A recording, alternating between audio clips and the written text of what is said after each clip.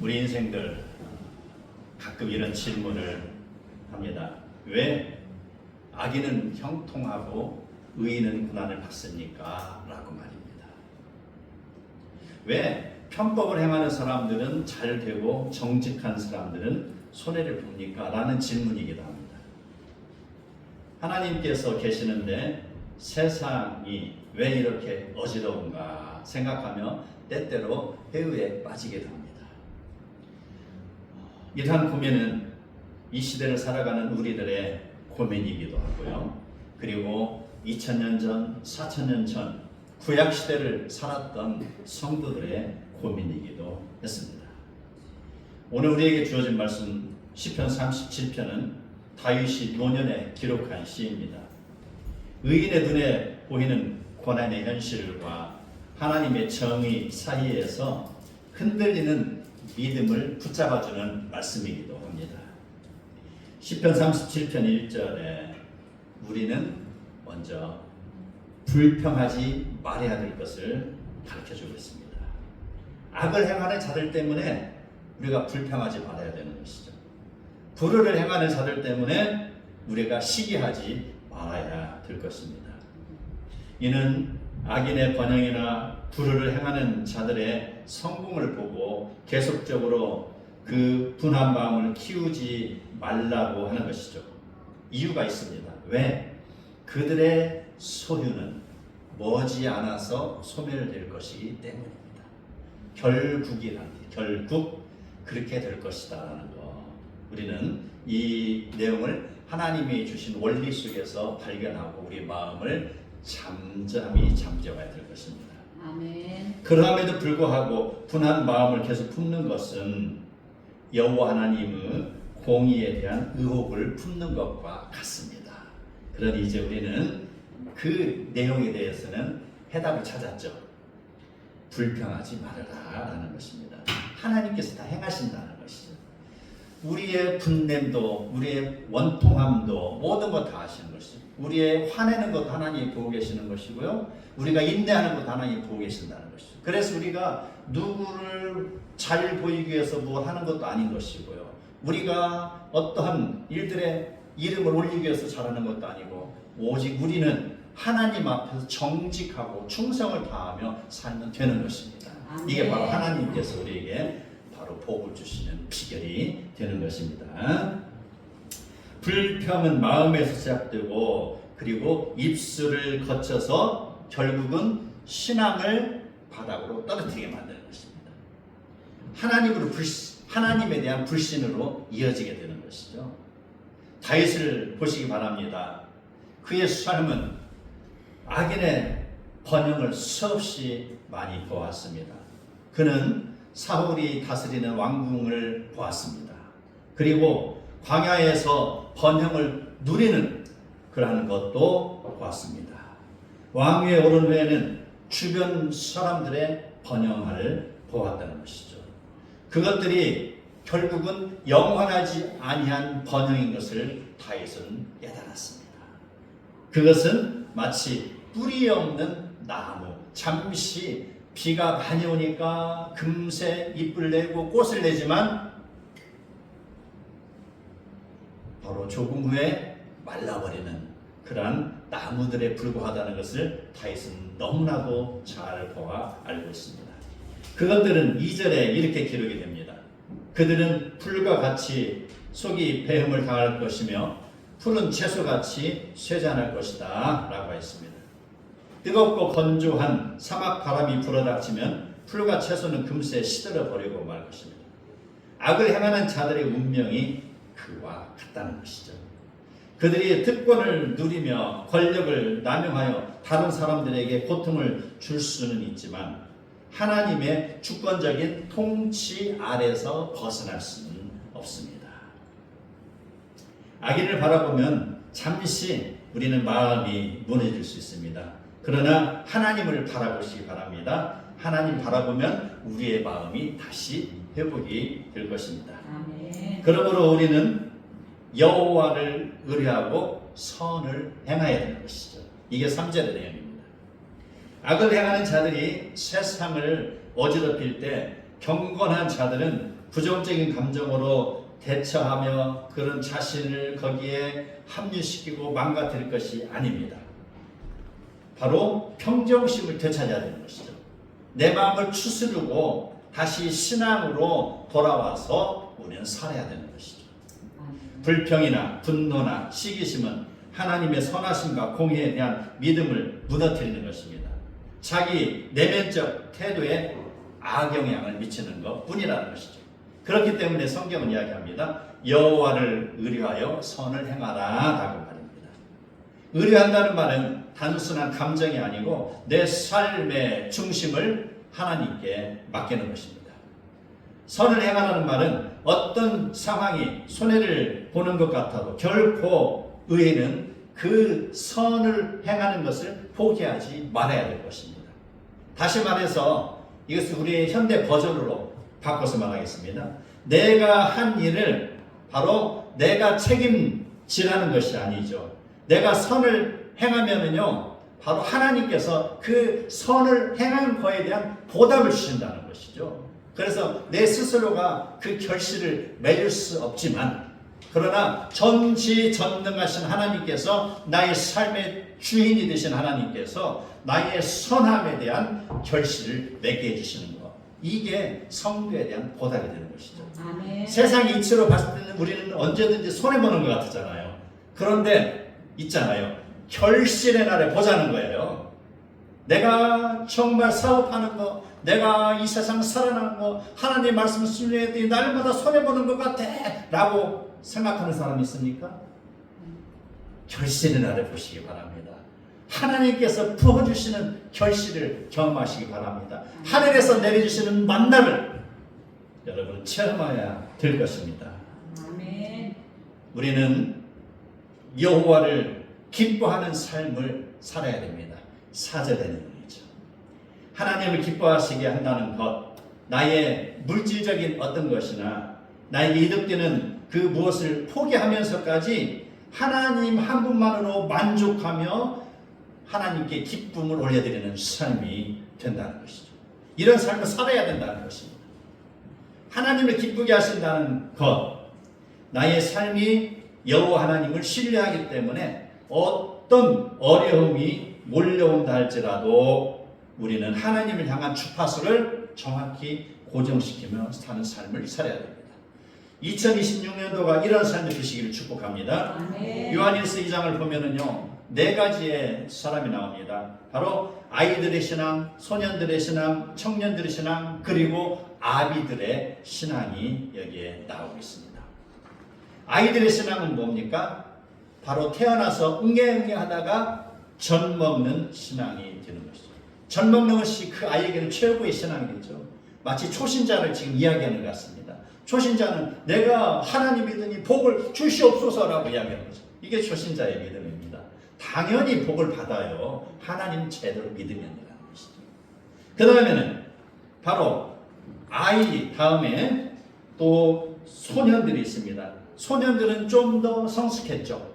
그리고 청년들은 좀 더 성숙한 것이죠. 그래서 자기 자신을 스스로를 책임질 수 있는 나이가 되는 것이고, 그리고 아비와 같은 신앙이 필요하다는 것. 자, 아비와 같다는 것은요, 바로 그 스스로를 다스릴 뿐만 아니라 그의 가족도 이끌어가고 교회도 이끌어가고 하나님 나라와 의를 위하여서 책임질 수 있는 그런 상태를 아비와 같은 신앙이 되는 것이죠. 바로 어린아이 젖먹이 신앙, 나이가 먹었음에도 불구하고 끝까지 젖먹이 신앙, 5살, 10살이 됐어도 엄마 젖만 따라가는 그런 아이가 되면 안 되겠죠. 신앙의 연륜이 쌓이면 쌓일수록 그 신앙도 더욱더 깊어지고 높아지는 것이고 하나님 나라와 의를 향하여서 달려나가는 것, 이게 바로 하나님이 원하시는 것입니다. 어린아이의 신앙으로 시작하였으나 점차 그가 나이가 먹으면서 나이가 먹듯이 그의 신앙이 연조가 쌓이고 바울과도 같은 신앙으로 그가 이루어질 것이고, 그걸 감당하게 되는 신앙이 됐을 때 하나님 안에서 청화된 소원을 하나님이 이루어 주시는 것입니다. 이게 바로 우리의 신앙을 하나님이 우리의 신앙 위에 우리의 소원함을 하나님이 이루어 주시는 것입니다. 아멘. 하나님은 복 주시기 원하십니다. 성도가 다 준비되고 성도의 그릇이 준비될 때 하나님은 그에게 채워주시는 것이죠. 사무엘을 보시기 바랍니다. 그는 하나님에게 주파수를 맞춘 사람이었습니다. 그의 뒤에는 엘리 제사장이 있었습니다. 그러나 엘리 제사장은 하나님과 단절된 사람이었습니다. 그는 제사장의 신분을 가지고 있었지만 하나님의 말씀을 귀에 듣지 않았기 때문에 그의 영적인 귀는 멀었습니다. 그는 세상의 야물음 소리나 어떤 바람 소리를 들었을 수 있지만 하나님으로부터 주어지는 소리는 듣지 못했다는 것이죠. 그 결국은 어떻습니까? 그의 자식 홈리와 비느하스는 페리나로 망가지기 시작했습니다. 성전 제단에 드리는 고기를 훔쳐먹는 불량한 사람이 되었습니다. 그러나 사무엘은 어떻습니까? 여호와여 말씀하옵소서 주의 종이 듣겠나이다 라고 고백하며 그는 비록 작은 자였으나 어머니 한나의 기도하는 모습을 본받는 자였습니다. 그는 하나님 앞에서 충성하는 모습을 보였습니다. 그랬을 때 하나님께서 그를 들어서 이스라엘의 영적 지도자로 삼으신 것입니다. 하나님을 기쁘게 하신다는 것, 인간의 어떤 고행의 길을 걸으라는 것이 아닙니다. 어떤 많은 곡식을 수레에 싣고 하나님 앞에 천국을 향해서 밀고 가라는 소리가 아닙니다. 하나님의 말씀을 듣고 순종하라는 것입니다. 그럴 때 하나님이 기뻐하시며 그의 길을 인도하실 것입니다. 우리가 하나님을 기쁘시게 하면 우리에게 기쁨이 되는 것입니다. 기뻐함이 넘치면 몸이 그것을 아는 것이죠. 내가 기뻐할 때 나의 몸은 스트레스가 풀어지는 것이죠. 그러나 기뻐함이 없을 때 어떻습니까? 스트레스를 많이 받으면 어떻습니까? 기쁨은 온데간데 없죠. 그리고 나의 가슴에 남는 건 뭐예요? 상처죠. 화병만 나잖아요. 화병, 얼마나 사람들이 화병 때문에 시달리고 있습니까? 바로 스트레스가 화병이 되는 거예요. 기뻐하시기 바랍니다. 그 어려운 일도 하나님께서 이것도 용서하라고 했으니까 내 마음에 내려놓겠어, 이런 마음으로 기쁨으로 바꾸시기 바랍니다. 누가 어떠한 잘못을 할지라도 그것을 허허하면서 이길 수 있는 마땅히 그것을 바로 용서도 할 수 있는 넉넉한 마음을 가지시기 바라는 것입니다. 그래서 성도는 가슴이 작아야 돼요? 커야 돼요? 가슴이 커야 돼요. 마음이 넓어야 되는 것이죠. 몸집은 작을지라도 마음은 커야 됩니다. 그래서 바로 그 큰 마음, 용서하는 마음, 이것이 있을 때 세상 사람들과 같이 눈높이를 맞추면서 하나님 은혜 가운데 기뻐할 줄 아는 자, 이게 성도의 모습이 되시기를 바랍니다. 우리가 아플 때 어떻습니까? 약을 먹습니다. 그 약은 통증을 가라앉히죠. 또 염증을 진정시키고 또 때로는 혈압을 안정시키기도 합니다. 그러나 약효가 떨어지면 효과도 떨어지고 말 것입니다. 그러나 기쁨은 어떻습니까? 우리 몸의 내면에서 엔돌핀이 솟아오르는 것이죠. 기쁨이 반복될수록 바로 기쁨이 강화되는 것입니다. 감사가 강화될수록 감사할 조건이 많아지는 것이죠. 은혜가 넘칠수록 내가 하나님의 은혜입니다라고 고백할수록 하늘에서 은혜, 하나님으로부터 주어진 은혜가 더욱더 풍성해진다는 것입니다. 이 말, 바로 항상 기뻐하라는 우리에게 주어진 말씀은 하나님께 주신 그런 권명 이상의 것, 하나님이 인간에게 주신 생리적인 명령이 되는 것이죠. 그래서 기뻐하는 것은 바로 나의 영혼의 풍성함도 되지만 내 육신의 건강함도 되는 것이죠. 여러분, 오늘부터 기뻐하시기 바랍니다. 2026년은 회복의 해입니다. 2026년도는 기뻐하는 해입니다. 그리고 우리는 기쁨으로 전진해야 될 것입니다. 하나님께서 우리에게 펼쳐주신 이 대지를 바라보고 이 서충주 신도시를 바라보고 우리가 기쁨으로 기경하면 좋겠습니다. 이제 우리는 우리의 길을 여호와 하나님께 맡기는 삶을 살아야 합니다. 네 길을 여호와께 맡기라. 그를 의지하면 그가 이루신다고 말씀하였습니다. 맡기라는 것은 히브리어로 굴려버린다는 뜻이죠. 불려보낸다 이런 뜻인데 내 인생의 짐을 하나님께 불려보내는 것이죠. 그래서 내가 내 인생에 짐을 지고 있으면 무겁죠. 그런데 이것을 하나님께서 알아서 이것을 좀 해결해 주십시오. 그거예요. 내가 그 짐을 지고 어떻게 갑니까?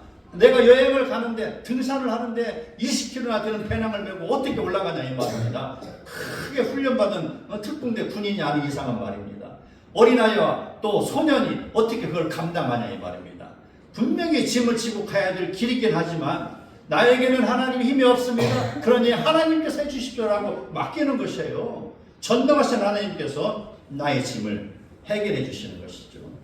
그를 의지하면 그가 이루신다고 했습니다. 바로 하나님께 내 인생의 짐을 맡긴다는 것은요, 바로 내 인생의 통제권을 내려놓고 그리스도에게 내 인생의 통제권을 맡기는 것입니다. 무슨 짐만 맡기라는 거 여러분 잠깐 기뻐했죠. 짐을 맡긴다는 거 얼마나 기쁩니까? 무거운 짐. 그런데 잘 아시기 바랍니다. 내 인생의 통제권까지 맡긴다는 거예요. 통제권 아시겠죠? 나의 생각의 기준을 하나님께 맞춘다는 것이죠. 그게 여호와께 맡긴다는 것입니다. 우리는 모두 1대1 제자 양육을 하였잖아요. 거기에 보면은요, 처음부터 끝까지 강조하는 게 있어요. 키그림 있잖아요. 키그림. 그래서 그 안에 중심이 있고 말씀과 기도와 빙빙빙 둘러가면서 마지막은 하나님이 다스리는 풍성한 삶으로 연결이 되는 것이죠. 그 중심에 뭐가 있습니까? 그 중심에 있는 내가 내려오고 그 자리에 바로 예수 그리스도가 들어가는 것이죠. 예수 그리스도 안에 내가 들어갔을 때 바로 그리스도께서 나를 다스린다는 것이죠. 그게 바로 내 인생의 주도권을 하나님께 맡기는 것입니다. 그 자리를 하나님께 양보하는 것이죠. 바로 근심 걱정만 내려놓는 거 아니고 신앙생활 모든 것을 그분에게 맡기는 삶이 되기를 축복합니다. 자, 그렇다면 우리는 내 인생의 주인이 나인 사람은 어떤 사람입니까? 예배 참석하는 것도 기쁨이 안 됩니다. 봉사하는 것도 기쁨이 아닙니다. 어쩔 수 없이 다른 사람의 눈치를 보고 하다 보니 기쁨이 안 되죠. 헌금하는 것도 억지로 하고 기쁨이 안 됩니다. 깊은 곳에 깊은 곳에서 길어 올리는 그런 우물을 먹지 못하니 날마다 계곡에서 흐르는 물에 자기의 몫을 적셔야 될 것입니다. 그러나 예수님께서 내 인생의 주인인 사람은 다릅니다. 예배드리는 것이 더욱더 기다려지는 것이죠. 그게 기쁨인 것이죠. 내가 예배를 통해서 하나님을 만나는 거 얼마나 기쁨인가. 빨리 그 시간이 오면 좋겠다라는 그 기쁨 말입니다. 봉사하는 것도 마찬가지입니다. 하나님이 나에게 건강을 주셨으니 내가 이 건강을 통해서라는 것이죠. 하나님이 나에게 이러한 모든 걸 채워주셨으니 내가 하나님의 영광을 위해서라는 것입니다. 그래서 이러한 내 인생의 주인인 사람은 내가 모든 것을 드려도 이게 바로 기쁨에서 이루어지는 것입니다. 내가 하나님의 은혜를 경험하니 모든 것이 은혜요 기쁨이 되는 것입니다. 그런 사람은 늘 감사하는 일들이 많아지는 것입니다. 오늘 시편 1편 나오는 말씀, 여호와는 나의 목자시니 24편이죠. 내게 부족함이 없으리로다. 내 영혼을 소생시키시고 자기 이름을 위하여 의의 길로 인도하시는도다. 내가 사망의 음침한 골짜기로 다닐지라도 해를 두려워하지 않을 것은 주께서 나와 함께 하심이라. 주의 지팡이와 막대기가 나를 안위하시나이다 라고 했습니다. 여호와께서 나의 목자가 되시기 때문에 나는 두려움이 없다는 것이죠. 하나님을 기쁘시게 하는 사람, 하나님이 나의 목자가 되는 삶을 그런 누시기 바랍니다. 하나님으로부터 주어지는 깊은 안식을 누리게 되고 날마다 기쁨과 감사의 생활을 하는 것, 날마다 더욱더 하나님께 기도하며 하나님 주시는 평안과 영적인 복을 누리시기를 축복합니다. 이제 우리는 모든 짐을 하나님께 맡기시기 바랍니다. 그리고 우리는 이제 하나님의 인도하심을 기다리며 잠잠히 걸어가야 할 것입니다. 믿음의 가장 어려운 단계, 아무것도 일어나지 않는 것 같은 상황. 그럼에도 불구하고 참고 기다리는 것입니다. 잠잠하라는 것은 아무 생각도 하지 않는 것이나 하나님의 시간을 기다리지 못하여 일을 그치지 말라는 것이죠. 바로 일을 그르치지 말라는 것이죠. 잠잠하게 기다리라는 것이죠. 아침에 씨를 뿌린 농부가 저녁 낮에 낫을 들고 결실으로 가는 사람 있습니까? 없어요. 하나님의 원리는요, 그 씨가 땅에 떨어지면 어떻습니까? 썩어야 돼요. 씨가 썩어서 거기에서 발화가 되는 거예요. 썩는다는 거 뭔 줄 아세요? 썩는 거. 그냥 싱싱한 상태에서 이렇게 올라옵니까? 발효. 아니죠. 썩는다. 내가 죽는 거예요. 내가 죽었을 때 열매가 일어나는 거예요. 내가 죽어야, 엄마의 마음이 죽어야 자식이 크는 것이잖아요. 얼마나 그 자식 키우기가 힘든 줄 아시죠, 여러분? 10번도 더 죽어요. 100번도 더 죽어요. 날마다 죽는 거예요. 성도 한 사람 전도하기 위해서, 양육하기 위해서 어떻습니까? 내 마음이 썩고 문드러지는 것이죠. 그랬을 때 그 시간이 지나고 그가 줄기를 내고 꽃을 피우고 열매가 되는 것입니다. 그래서 기다림이 필요한 것이죠. 하나님께서는 우리에게 기다림의 그것을 말씀하였습니다. 기다려야 될 것입니다. 전도를 위하여서 병든 자식을 즉시 때로는 고쳐주기도 하지만 하나님은 그로 인하여서 하나님을 증거하기 위해서 그 아픈 자를 사용하기도 합니다. 예수님께서는 이 땅에 오셔서 많은 사람들을 고쳐주셨지만 세상의 모든 사람들을 고쳐주신 것은 아닙니다. 예수님께서 그 일을 행하신 것은 그 일을 통하여서 하나님의 나라를 보여주시는 것이라는 것이죠. 그래서 우리는 나의 어떠한 그런 기도 제목이 지금 당장 응답받지 못했다 할지라도 원망하지 말고 기다리시기 바랍니다. 끝까지 결실의 날까지 기도하면서 기다리라는 것입니다. 사도 바울은 어떻습니까? 그가 예수님을 만난 뒤에 3가지 병을 얻었다고 나오잖아요. 그가 자기의 병 때문에 너무 힘들어서 3번이나 금식하며 커다란 기도를 했을 때 하나님께서는 네 은혜가 네게 족하다는 것이죠. 그렇게 믿음 있는 사도 바울이라 할지라도 잠깐 그가 육신의 편안함에 빠지면 행여나 하나님으로부터 주어진 그의 가는 길을 잊을까봐 하나님께서는 그 몸에 표시를 주는 것이죠. 이것을 통해서 하나님은 그에게 겸손의 복을 허락하신 것입니다. 내가 기도했던 그런 것들을 안 들어주셨다고 원망하며 길을 떠날 것입니까? 지금까지 내가 살아있음에 감사하시기 바랍니다. 아멘. 지금까지 내가 무너지지 않고 파산하지 않고 지금까지 견디고 있음을 감사하시기 바랍니다. 아멘. 그리하실지라도라는 신앙이 우리에게는 필요합니다. 나를 완전히 고쳐주지 않았을지라도 나는 주님을 의지하며 살 것을 고백하시기 바랍니다. 아멘. 나의 산업이 완전히 회복되지 않았을지라도 나는 주님을 의지하며 살아갈 것을 기도하시기 바랍니다. 하나님은 나의 연약함을 통해서 하나님을 바라보게 하시는 것, 그것이 나에게 복이 되는 것입니다. 그러면 우리를 바라보시는 하나님이 그 정도면 됐다라고 인정하실 때까지 우리는 묵묵히 기다리며 신앙생활을 하시기 바랍니다. 아멘. 신앙은 끊임없는 나와의 싸움입니다. 어떤 보상을 기대하거나 어떤 명예를 드러내기 위해서거나 어떤 이익을 성취하기 위해서 달려나가는 것이 아닙니다. 나의 모습은 뒤로하고 피 묻은 예수 그리스도의 십자가를 바라보며 하나님 나라의 영광을 위하여서 달려가시기 바랍니다.